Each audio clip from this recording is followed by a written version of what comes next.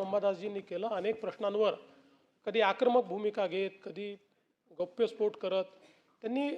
आपल्या परीनं या पदाला जो न्याय देता येईल तो न्याय देण्याचा प्रयत्न केला आणि म्हणूनच मी जसं म्हणालो की या टर्मचं त्यांचं आता हा निरोप समारंभ आहे पण आपल्या शुभेच्छा आहेत त्यांनी पुन्हा या सभागृहात यावं आल्यानंतर त्याच पदावर असावं असं काही नाही मी असं म्हटल्यावर हे म्हणतील पळवापळवी करतात म्हणून उद्धवजी आता उद्धवजी 29 पर्यंत तर काही स्कोप नाही पण ऐका 29 पर्यंत